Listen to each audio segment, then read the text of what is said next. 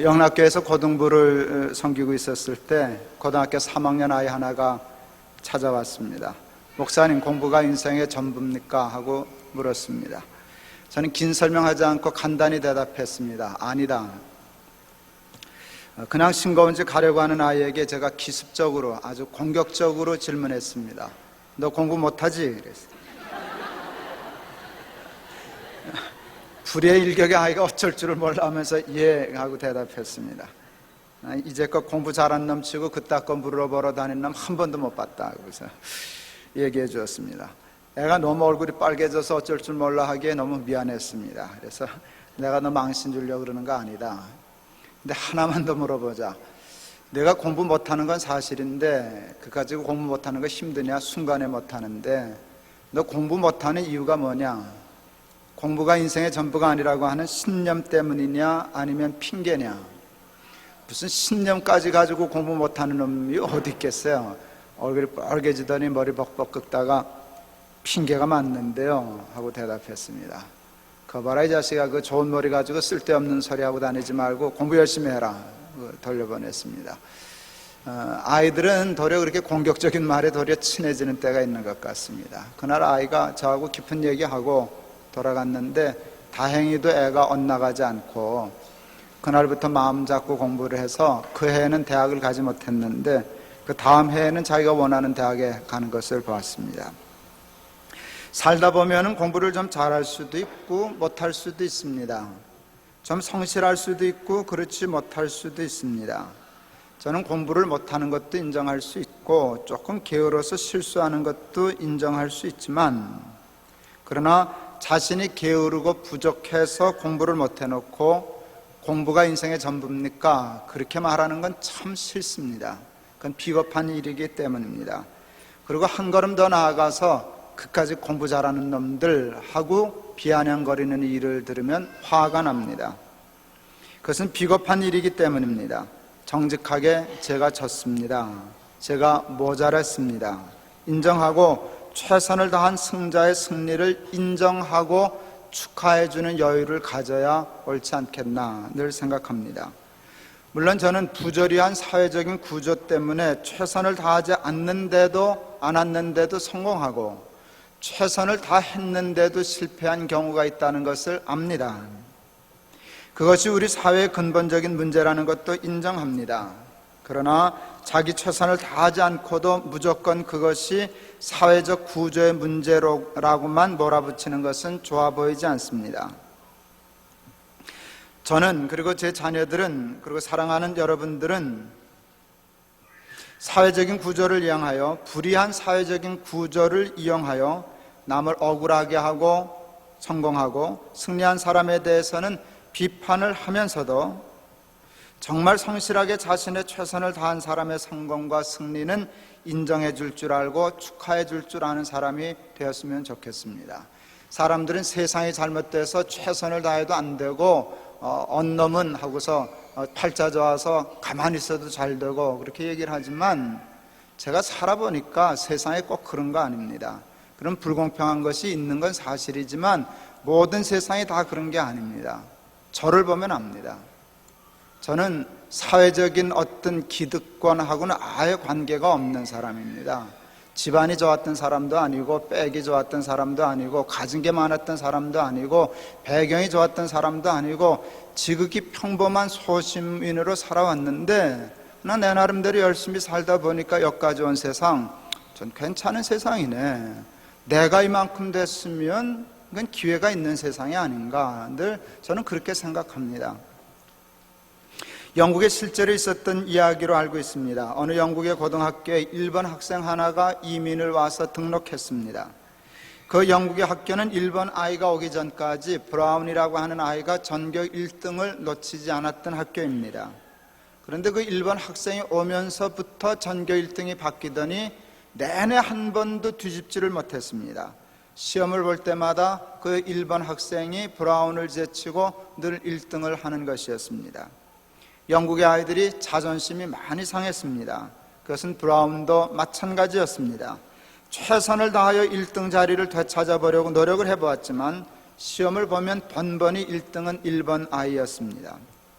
그러던 중 어느 날 기회가 왔습니다. 일본 아이가 몸이 아파서 오랫동안 병원에 입원해야 되는 일이 일어나고 말았습니다. 꽤 여러 날을 병원에서 입원한 후 퇴원했습니다. 그리고 얼마 되지 않아 시험을 봤습니다.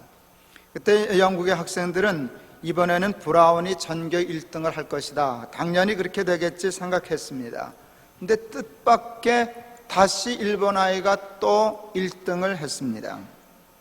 병원에 입원하여 학교 수업도 제대로 듣지 못한 일본 학생이 전교 1등을 하였다는 것은 참으로 놀라운 일이었습니다. 많은 학생들과 교사들이 어떻게 그런 일이 가능할 수 있었는지에 대해서 참 궁금해했습니다. 그때 일본 학생이 눈물을 흘리며 이렇게 간증했습니다.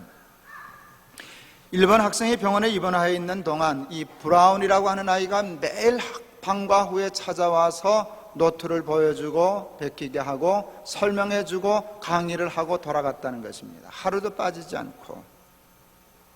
그래서 다시 시험을 봤는데 자기가 또 1등을 하게 되었다고, 이번에 자기가 1등을 하게 된 것은 전적으로 브라운 때문이라고. 저는 그 이야기를 들으면서 참 많은 감동을 받았습니다. 병원 입원으로 충분히 공부를 못했는데도 전교 1등을 놓치지 않은 일본 아이의 천재성도 참 놀랍지만, 자기 경쟁 상대라고 할 수 있는 일본 학생에게 학교에서 배운 내용을 강의해주고 노트도 빌려주고 한 브라운이라고 하는 영국 아이는 참으로 대단한 아이였습니다. 남의 1등을 언제나 눈꼴시어하고 어떻게 해서든지 끌어내리고 어떻게 해서든지 흠집내려고 하는 비열한 본성이 우리 모두에게 있습니다. 그런데 최선을 다한 2등을 부끄러워하지 아니하고 상대방의 1등을 진심으로 축하할 뿐만 아니라 상대방이 끝까지 1등을 할 수 있도록 도와주는 2등, 이건 정말 대단한 일이 아닐 수 없었습니다. 저는 제 사랑하는 아이들이 그런 스케일을 가지고 살아가는 아이가 되었으면 참 좋겠다 하는 생각을 해봅니다. 그리고 우리 예수 믿는 사람들이 그 마음을 가지고 살아야 되지 않겠나 싶습니다. 독일에서 유학을 하고 온 후배 목사님으로부터 아주 귀한 얘기 하나를 들었습니다. 그것은 자신이 유학 중에 직접 보았던 일인데, 금방 결혼한 신혼부부가 17년 된 중고차, 17년 됐으면 중고차 아니죠? 꼬물차죠? 그게 어떻게 중자를 붙이겠어요? 17년 해야 됐는데 꼬물차죠. 녹슬고 문도 잘 닫히지 않는 그 고물차에다가 깡통을 달고 예쁘게 풍선을 붙이고 매달고 Just Married라고 아주 글씨까지 써붙이고는 자신만만하게 그 고물차를 타고서 신혼여행을 가더랍니다. 깡통 떨거덕거리면서. 그게 우리 후배 목사에게 그렇게 충격이었답니다. 어디서 저런 힘이 나올까? 17년 된 고물차를 신혼여행차로 할 수 있는 용기, 그걸 달고도 자신 있게 소리 지르면서 여행 갈 수 있는 저 힘은 도대체 어디서 오는 것일까 생각하며 참으로 놀라워했다는 얘기를 들었습니다. 저는 제 아이들이 이 다음에 벤츠 타면 좋겠어요. 난 17년 된 꼬물차 타는 거 싫어요. 나는 내 아이가 벤츠를 타면 좋겠어요. 여러분은 선택하세요. 여러분 아이가 17년 된 고물차 타면 좋겠어요? 벤츠 타면 좋겠어요? 난 벤츠 타는 게 좋아요. 그래, 나도 한번 타보죠. 사람이 정직해야죠. 나는 벤츠 타는 게 좋은 일이라고 생각해요. 그러나 벤츠 타는 것보다 더 좋은 일은 17년 된 차를 타고 아무렇지도 않게 소리 지르고 깡통 달고 다니는, 그거는 정말 그거는 괜찮다. 난 내 아이가 벤츠 타는 것보다는 17년 된 차를 타고도 아무렇지 않게 깡통도 괜찮아요. 신혼여행 갔다 올 수 있어요. 풍선 매달고 Just Married라고 써붙이고, 그리고 아무렇지도 않게 가고 지나가는 벤츠 타면 좋네, 그냥 한마디 하고 픽 웃고 나도 사야지, 뭐 그 정도 여유 있는 아이가 되면 야, 이거 끝내주는데. 저는 하나님 앞에 그렇게 기도할 마음이 있어요. 우리 아이들 세 놈 다 그런 아이 되게 해주세요. 17년 된 차 타고도 까딱하지 않고 2등 하면서도 1등 되는 아이 축하해주고 1등 만들어주면서, 벤츠 타는 사람들 부러워하지 않고 시기하지 않고 원망하지 않고 함부로 저주하지 않고 살 수 있는 여유만만한 패배자 2등 17년 된 꼬물차 타는 아이 되게 해주십시오. 그거는 벤츠 타는 것보다 최고다 하는 생각이 듭니다. 여러분, 우는 자와 함께 울고 즐거워하는 자와 함께 즐거워하라는 말씀이 있습니다. 둘 다 힘듭니다. 근데 둘 중에 어느 게 더 힘듭니까? 즐거워하는 자와 함께 즐거워하는 게 힘듭니까? 우는 자와 함께 우는 게 더 힘듭니까? 둘 다 어려워요. 근데 사람 나름이겠지만 즐거워하는 자와 함께 즐거워하는 거 참 어렵습니다. 제가 내게 행복을 주는 사람이라는 책을 하나 썼습니다. 사람은 언제 행복한가 할 때 사람다워질 때 나는 행복하다고 생각했어요. 행복은 내게 있다고 생각했어요. 그러면서 여러 가지 생각했는데 뭐 자존심이 있는 사람, 뭐 어떤 사람 이렇게 다 했는데 그 중에 하나가 이런 챕터였어요. 이웃이 밭을 사도 배 하나도 안 아픈 사람. 그게 행복한 사람이라고요. 이웃이 밭을 사도 배 하나도 안 아픈 사람. 여러분 정직히 대답해요. 이웃이 밭 사면 배 아파요, 안 아파요? 아파요, 안 아파요? 저는요. 너무 그렇게 쉽게 나오니까 좀 아파요, 솔직히. 아니 그게 사람이지.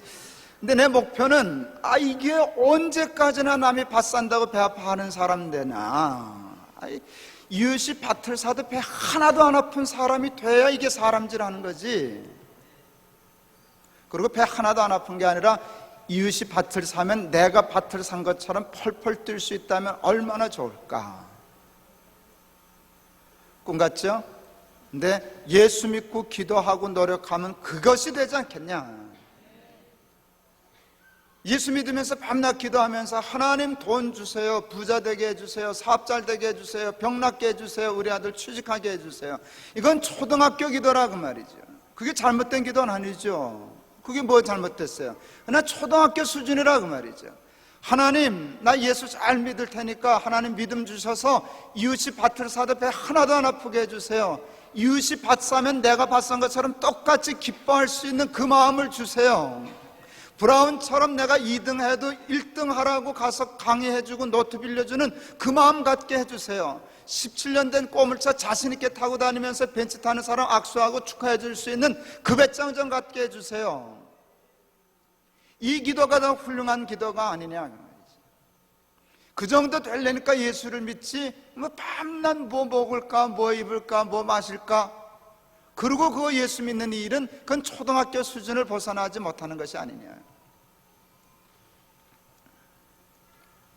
불의한 사회적 구조만 생각하고 모든 성공과 모든 승리를 다 그와 같은 것에 의한 것으로만 생각해서 모든 성공과 모든 승리를 부정하고 죄악시하고 공격하려고 하는 것은 옳지 않습니다. 저는 그와 같은 사고방식이 사회주의적인 사고방식이라고 생각하는데 그와 같은 사고방식에 의한 세상은 100년의 실험으로 이미 실패로 끝났습니다. 근데 참 안타까운 일은 우리나라는 아직도 그것이 끝나지 않았어요. 그 정신이. 우리나라에는 아직도 사회주의 정신이 있는 것 같아요. 성공을 곱게 보지 않아요. 승리를 그냥 내버려 두지 않아요. 부자는 다 도둑놈 만들어야 직성이 풀려요. 모든 일은 사회적인 구조가 부조리하다라고 하는 것만 풀려고 해요. 이런 세상으로 조금 더 나아가면 누가 돈 벌겠어요? 누가 애써서 장사하겠어요? 누가 열심히 공부해서 성공하겠어요? 성공하면 바보 되는 세상에서, 돈 벌면 도둑놈 되는 세상에서 뭐하러 열심히 돈을 벌겠어요? 여러분, 그 세상의 성공과 그 승리를 그렇게 하찮게 우습게 여기고 함부로 얘기하지 말고, 내가 성공하지 못했어도 남 성공했으면 야, 너 참 훌륭하다, 대단하다 인정해주고 존경할 줄 알고 박수 쳐줄 줄 아는 세상 분위기가 돼야지. 우리나라는 여러분 이게 지금 큰 문제예요. 우리나라 사회주의적인 성향 너무 강해요. 여러분, 불의한 사회적인 구조를 위해서 여러분 혁명도 하려고 하는 마음도 가져야 되고 개혁도 하려고 하는 마음을 가져야 되지만 모든 성공과 승리와 부함을 죄악시하는 풍토는 버려야 할 줄을 믿습니다. 여러분, 혹 가난할 수 있는데, 가난한 것도 조금 피곤한데, 가난해가지고 소갈딱지가 좁아져 가지고 부자를 무조건 도둑놈으로 몰아치는 것까지 갈 필요는 없지 않겠어요? 부자 됐는데 당신 참 훌륭해, 수고 많이 했어, 나도 열심히 해서 살아야지, 그렇게 얘기하고 패배했을 때 박수 쳐줄 수 있는 사람이 돼야 되지 않겠나. 우리 높은 뜻 순위교회 교인들, 저를 비롯해서 그것을 훈련하고 연습할 수 있는 교인들 될 수 있기를 바랍니다. 저도 불의한 사회적인 구조 인정합니다. 그것이 세상에 많지요. 그와 같은 구조를 바꿔야만 한다고 생각합니다. 저는 제 사랑하는 아이들이 그와 같은 불공평한 구조를 이용하여 쉽게 남의 인생의 성공과 승리를 도적질하면서 사는 것 싫습니다. 저는 대형교 목사 아들이라고 하는 기득권을 충분히 활용하여서 젊은 나이에 아버지 교회에 쉽게 물려받는 일 공정치 않다고 생각합니다. 그건 옳지 않습니다. 여러분, 대형교회 목사 아들은 아니지만 자기 나름대로 열심히 공부하여 실력을 쌓고 목회 실력을 쌓은 사람이 누구나 대형교회 목사도 될 수 있는 세상이 돼야지, 애비 잘 만나면 대형교회 목사 되는 세상은 여러분 공정치 않은 세상입니다. 대형교회 목사들도 그렇지 못한 가난한 신학생과 목회자도 공정한 기준과 공정한 상황 속에서 경쟁하는 구조를 깨트려서는 안 됩니다. 말처럼 쉬운 일은 아니지만 저도 이미 기득권층에 들어가 있습니다. 제 아이가 저 애비의 기득권을 잘 활용하면 다른 친구들보다 몇 걸음 앞서서 경주할 수 있습니다. 전 그러나 내 아들이 그렇게 하는 거 원치 않습니다. 혀를 깨물고서라도 내 사랑하는 아들들을 다른 아이들과 똑같은 조건에서 출발시킬 것입니다. 그리고 얘기할 거예요. 똑같은 조건에서, 똑같은 스타트 라인에서 출발해. 그리고 열심히 뛰어서 이겨. 그렇게 얘기할 거예요. 애비 이용하지 마라. 애비의 기득권을 내 출세와 성공의 것으로 이용하지 마라. 그렇지 않은 사람, 아비가 그와 같은 기득권을 갖지 못한 아이들은 얼마나 불공평하겠나. 아이들이 초등학교, 중학교 다닐 때, 중고등학교 다닐 때 꼭 선생님한테 인사했어요. 저는 선생님한테 인사해야 된다고 생각해요. 봉투는 몰라도 인사해야 된다고 생각해요. 꼭 인사하죠. 근데 저희가 인사를 꼭 했는데 학기 초에 했을까요? 학기 말에 했을까요? 학기 초에 해야죠. 그래야 약발이 받지. 여러분, 학기 초에 하면 뇌물이에요. 학기 말에 하면 선물이에요. 인사예요. 뇌물은 주면 안 돼요. 그러나 인사는 해야 돼요. 내 아이 잘 가르쳐 주셔서 고맙습니다. 여러분, 왜 학기 초에 하면 안 되나? 그건 불공정 게임이에요. 가난해서 선물 못하는 학부형, 그 아이들은 내 아이보다 불이익을 받아야 돼요. 여러분, 그것은 옳지 않아요. 내 아이라고 해서 남의 아이보다 더 특혜를 받아서는 안 돼요. 똑같이 가야 돼요. 우리 둘째 아이 초등학교 몇 학년 때 다 기억도 하지만 얘기하면 또 누가 추적할까 봐, 선생님 하나가 우리 아이 셋 기르면서 처음 당했는데 그렇게 봉투를 밝히는 선생님이 있었어요. 꼭 한 번 당했어요. 끊임없이 우리 둘째 보러 엄마 오너라 그러면 가죠. 선생님 부르는데 학교에 가야죠. 근데 선생님이 부를 때 왜 부르는지 그거 모르는 한국 사람 없어요. 봉투 하나 가져오라는 건데 우리 아내 안 가져가죠. 근데 안 가져가요. 그냥 가서 예 하고 가서 하면 선생님 화딱지 나죠. 이 빤히 알면서 그 나오니까. 그러면 또 가요. 조금 있으면 며칠 있으면 또 불러요. 그러면 또 가요. 빈 봉투 들어가요. 그랬더니 선생님이 우리 둘째 지열이를 1년 내내 맨 뒤 쓰레기통 옆에 앉혀놨어요. 여자 짝 1년 내내 하지 못했어요. 아니 뭐 저런 선생이 다 있나. 아이 가지고 그러니까 못 참겠더라고요.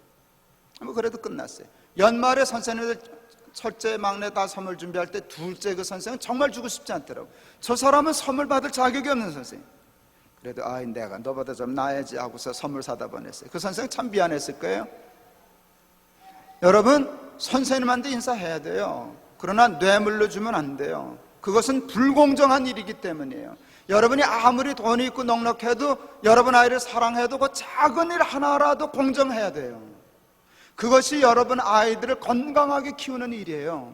여러분 아이를 돈 줘가지고 몇 걸음 앞서서 뛰게 하는 거, 그런 거 가르쳐주면 안 돼요. 그렇게 하면 그 아이가 자라서 뭐가 되겠어요? 여러분, 불의한 사회적인 구조를 타파하는 일에 우리 예수 믿는 사람들이 작은 일이라도 해야 된다고 생각해요. 자꾸 이 엉뚱한 소리가 나오네.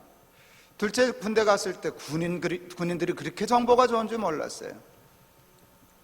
동안교회 담임 목사 아들 군대 왔다는 게 소문이 퍼져가지고 군목이 알고 전화했어요. 목사님, 우리 이 부대에 지금 교회 그 봉급버스가 없어서 그러는데 승합차 한 대 사주십시오. 우리 아들이 있는 부대인데. 얘기 들으니까 그 목사님 참 훌륭해요. 목회 열심히 하는 분이에요. 자기가 쓰려고 그러는 게 아니에요.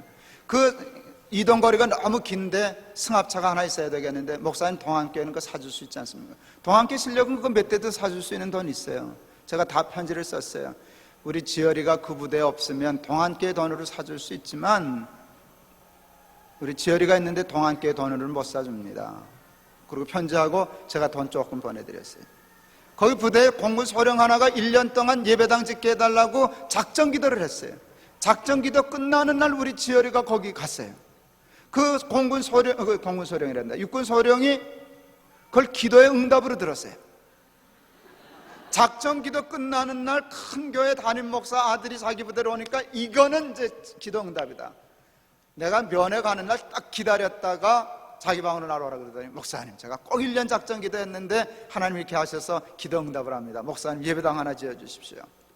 제가 감동했어요. 군인들이 그렇게 열심히 예수 믿고 군부대 군선교를 위해서 그렇게 애쓰더라고. 자기도 헌금 좀 해놓고. 똑같은 소리를 했어요. 우리 아들이 없었으면 하나 지을 뻔했는데 우리 아들이 있는데다가 동안교회 돈을 어떻게 짓겠냐. 지금 그 소령님 얘기 들어보니까 군부대 하나 지어야 되겠다. 동안교회 질 수 있다.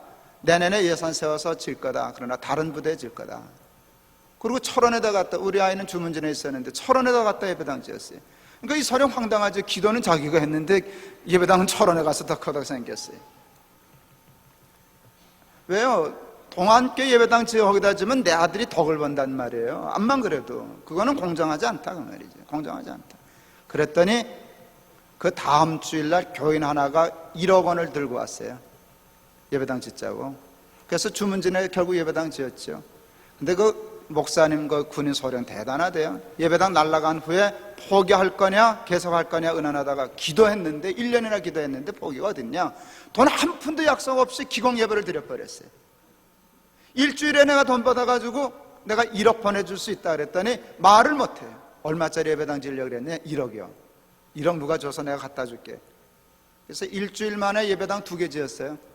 일주일 상간으로. 그러니까 한 달씩 지었는데, 그래서 내가 그런 생각했어. 아, 피자 한 판 시켰더니 2판 주는 데가 있더니 이게 그렇구나.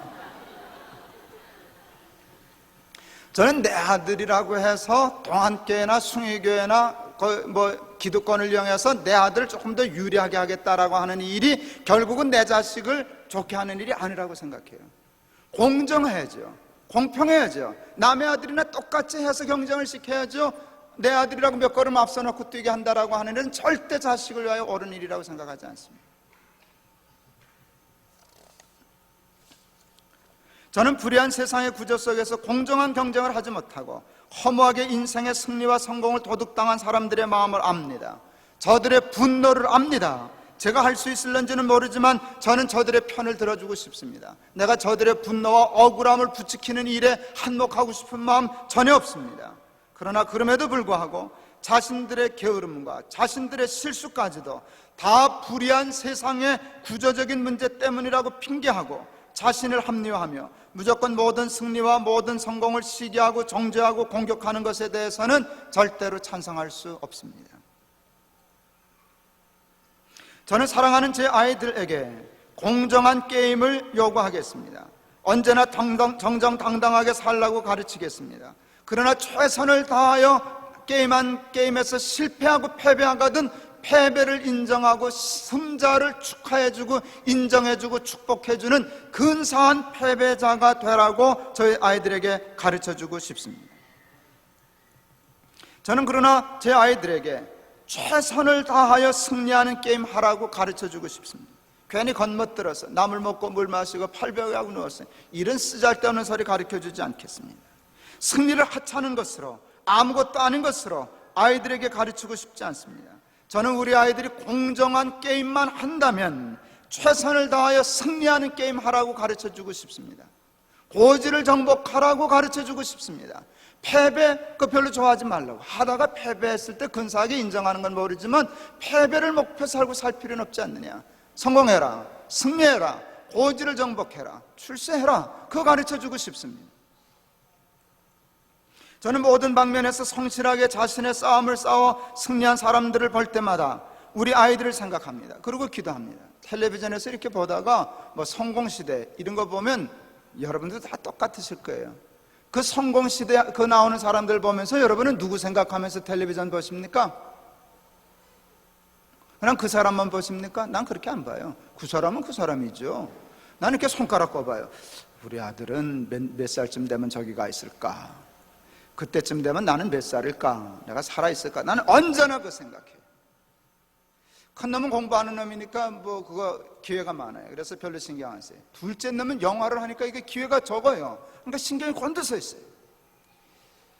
저는 1년에 영화 한두 편도 잘 안 보는 사람이에요. 우리 아들놈 때문에 지금 영화 광은 아니더라도 영화 소리만 하면 이렇게 돌아보죠. 뭐 깐내에서 뭐가 또 상 받았다. 그렇게 하면 보는 거예요. 그 이제 뭐 감독 뭐 박완봉계가 이렇게 보면 저 사람 몇 사람인가 몇 살인가 이렇게 봐요. 우리 지열이가 몇 살인데 몇 년 후면 저기 가나. 난 꼭 그 생각하고 봐요. 그리고 하나님께 기도하죠. 하나님, 우리 아들 저기 보내주십시오.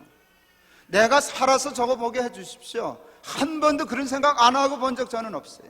청룡영화제 뭐 그런 거 할 때 보면 나는 무슨 주연 여배우 그런 거 아무 관심 없어요. 나는 감독상만 관심 있어요. 감독 나오면 저 사람 또 몇 살인가. 저는 감독상 받으면 몇 살인가 물어보고 우리 아들은 지금 몇 살인가, 몇 년이면 저기 갈 수 있나 그 생각하고 늘 기도해요. 워낙 힘든 것이기 때문에 기도 많이 해야 돼요. 하나님 내 아들 저기 세워주세요. 저는 그렇게 기도해요. 우리 교회 집사님한테 제가 요즘 무슨 강의를 하나를 들었어요. 사적인 자리에서 우리 교회 행정이나 조직이나 이런 거 할 때 요즘 기업의 경영이나 이런 거 참고하면 배울 게 많습니다 하고 얘기하는데 참 공부가 많이 돼요. 삼성의 이건희 회장 얘기를 해주셨어요. 삼성 이건희 회장님 직속에 HR이라고 하는 그 직속 어떤 부서가 있는데 Human Resource라고 하는 부서래요. 인사팀이겠죠. 다시 말하면 헤드헌터인 것 같아요. 아주 인물들 올라오는데 깜짝 놀랐어요. 연봉 10억 원 줄 사람들 찾아오너라. 이게 명령이래요. 딴 일 하지 말고 연봉 10억 줄 사람 찾아라. 연봉 20억 줄 사람 찾아라. 놀라지도 않네요. 어차피 나하고 상관없는 돈이니까. 우리나라가 이렇게 됐어요. 연봉 10억 원, 20억 원 줄 사람들을 찾는다는 게 실제로 그러다 같지 않습니다. 여러분 연봉 20억 좀 대단하죠. 근데 아니요, 그런 사람들 오면 몇 조 원을 번대요. 그래서 1000명을 먹이고 5000명을 먹이고, 여러분 그게 적중해가지고 난 삼성한테 돈 받지 않았어요. 괜히 오해하지 마세요. 삼성도 뭐 잘못한 거 있겠지. 삼성이 지금 나라를 먹여 살리고 있잖아요. 그거 너무 마음에 든다면 연봉 10억 줄 사람 찾아오너라. 어제 또 얘기 들었더니 그 얘기를 하대요. 연봉 10억 20억인가 주고 천재를 찾아왔는데 텃세 때문에 그 사람이 못 견디고 결국 자기 나라로 돌아갔대요. 거기 삼성 이건희 회장 다음에 있는 회장님이 화가 나가지고 모인 데서 쌍욕을 했다네요. 쌍욕을 했대요. 그러니까 내가 못 옮기겠죠? 그러면서 누구든지 내 눈에 걸리기만 하면 죽여버린다고. 텃세에서 그 사람 못 사게 한 사람 내 눈에 걸리기만 하면 죽여버리게. 그건 아주 유명한 얘기라 그러네요. 마음에 들어요. 난 그거 참 마음에 들어요. 참 마음에 들어요. 우리 교회에서 다니엘 장학회라고 하는 것을 만들었습니다.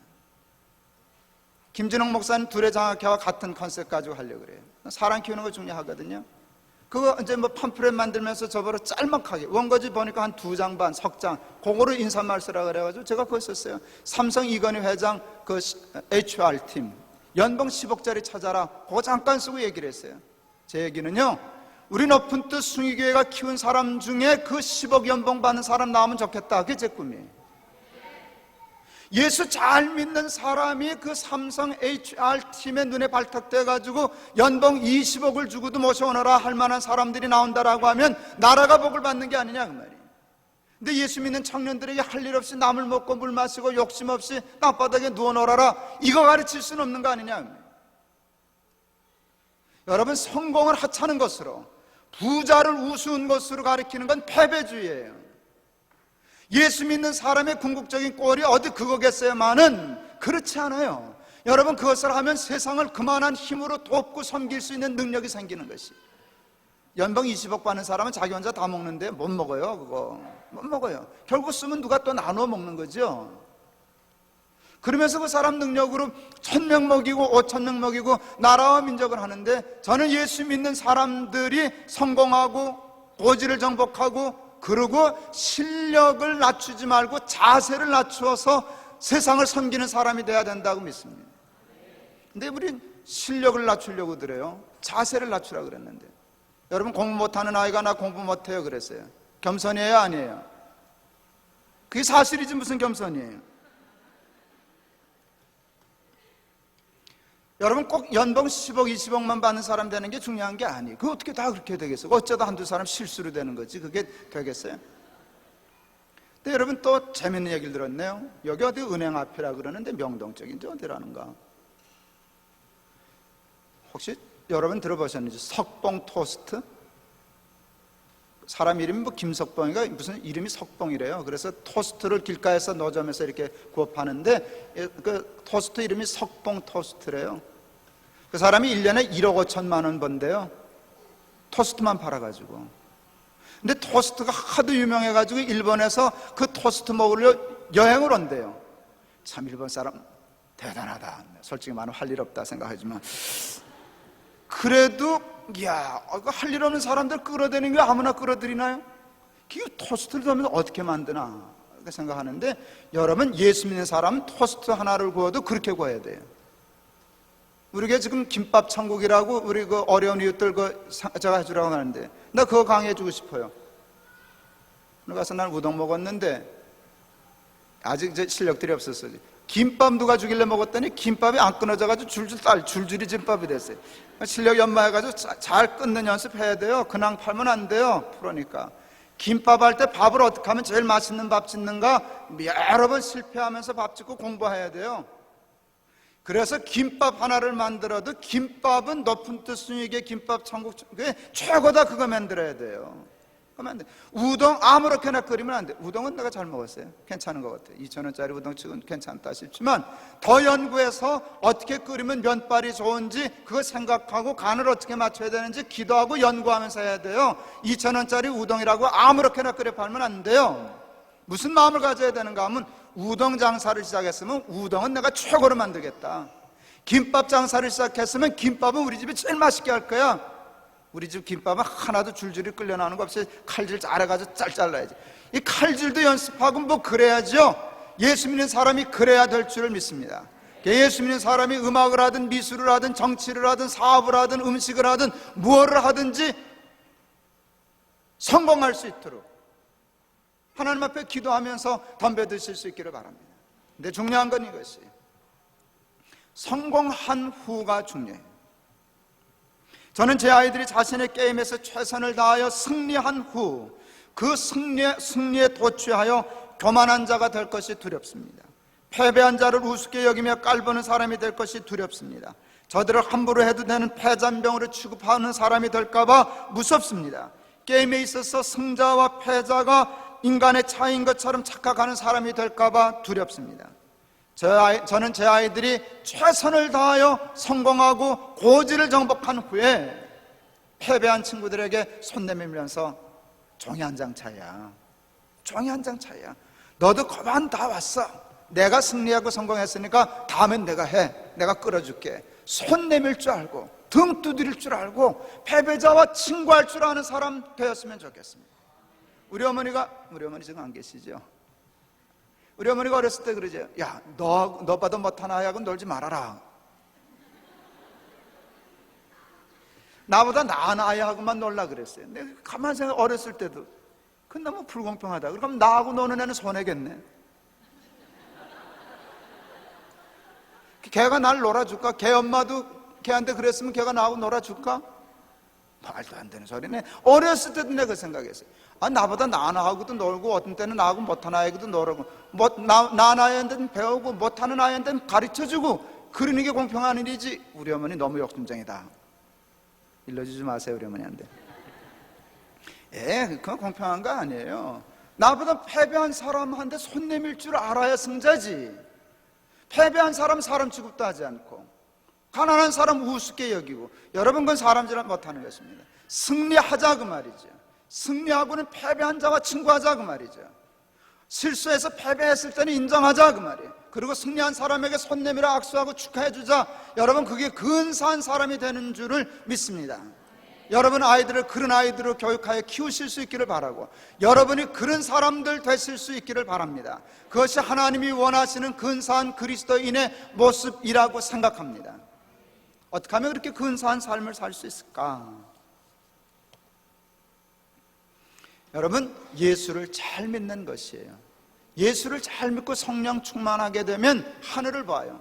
물과 성령으로 거듭나면 하나님 나라를 볼 수 있느니라 성경은 말씀하세요. 하나님 나라를 보면 어떤 일이 일어나는 줄 아세요? 세상이 별것 아니에요. 이기고 지는 것의 차이가 거기서 거기고, 가난과 부함의 차이가 거기서 거기에요. 그러니까 성공했을 때 교만하지 않아요. 실패했을 때 여러분 부끄러워하지 않아요. 다시 언제나 힘을 얻을 수 있는 여유가 생겨요. 초대교회 때 오순절날 교인들이 성령의 충만함을 받았어요. 놀라운 일이 일어났어요. 거긴 빈부귀천이 없어졌어요. 서로 하나가 됐어요. 가난한 사람과 부한 사람이 친구가 되었어요. 손 내밀면서 야 같이 먹자, 내가 조금 넉넉하니까 같이 먹자. 여러분, 가난한 사람이라고 기죽지 않았어요. 얼마든지 축하하면서 부자와 친구 될 수 있었어요. 성령 충만하게 될 때, 패배했을 때 승자에게 박수 칠 수 있고, 브라운처럼 2등 하면서도 1등 만들어 주려고 할 수 있는 여유를 갖게 되고, 승리한 자가 되었을 때 패배자의 손을 잡아줄 수 있는 근사한 여유를 갖게 되는 줄을 믿습니다. 오늘 메가다 장군의 기도문은 이것입니다. 패배한 자를 불쌍히 여길 줄 알게 해 주시옵소서. 저는 불쌍이라는 말이 조금 다른 말로 번역하면 좋겠다. 동정하거나 그런 뜻이 아니에요. 패배한 자를 사랑으로 친구하면서 격려하고 불쌍히 여기고 친구하라는 그런 마음을 받아들였어요. 거기다 저희 한마디 설교하면서 하나 더 붙였어요. 그 하나만으로는 부족하다. 승리했을 때 패한 자를 불쌍히 여길 줄 알게 하소서 하는 그 얘기예요. 승리한 자를 인정하고 축하해 줄 줄 알게 하소서 하는 기도를 덧붙였어요. 승리했을 때는 패한 자를 불쌍히 여기고, 패배했을 때는 승자를 축하해 줄 줄 아는 사람 된다면 승자가 돼도 잘 사는 것이고 패자가 돼도 잘 사는 것이 아니겠는가. 여러분, 똑똑하게 공부 잘하는 것만 수는 아니에요. 돈 잘 버는 것만 수 아니에요. 어느 대학 가는 게 수 아니라 자식이 이 정도 스케일이 되면 야, 이거 잘 키운 것이다.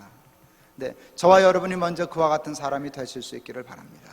그래서 정말 패했을 때나 성공했을 때나 승리했을 때나 가난할 때나 부할 때나 아무 상관없이 모든 사람과 친구하면서 좋은 세상, 좋은 교회 만들어가면서 살아가는 저와 여러분 다 되실 수 있기를 바랍니다. 기도하시겠습니다.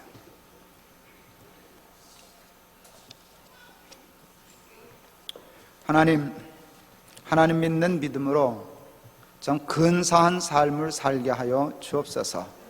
하나님, 전교 1등을 놓치지 않는 것도 참 대단하지만 그것과 비교할 수 없는 일은 2등을 하면서도 자기의 경쟁 상대가 입원하여 자기가 1등한 절호할 수 있는 절호의 기회를 얻었음에도 불구하고 그를 가르치고 그에게 노트를 빌려주고 강의해서 다시 1등 하도록 만드는 브라운 아이지만 너무 훌륭합니다. 우리 아이들이 그런 아이 되게 하시고 우리 예수 믿는 사람들이 그런 사람 되게 하여 주시옵소서.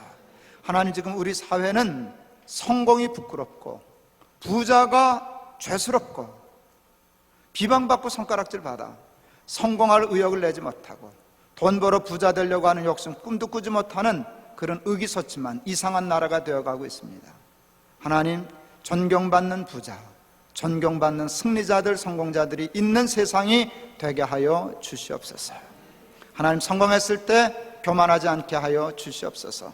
패배한 자에게 손 내밀고 다시 하면 돼, 조금만 더 오면 너도 이길 수 있어, 내가 도와줄게, 밀어줄게 하며 함께 승자와 패자가 친구할 수 있는 근사한 교회, 근사한 세상을 한번 우리 믿는 사람들이 이루어갈 수 있게 도와주시옵소서. 그 힘을 하나님을 믿는 믿음 가운데서 성령의 충만한 가운데서 얻게 하여 주옵소서. 예수 그리스도의 이름을 받들어 기도하옵나이다. 아멘.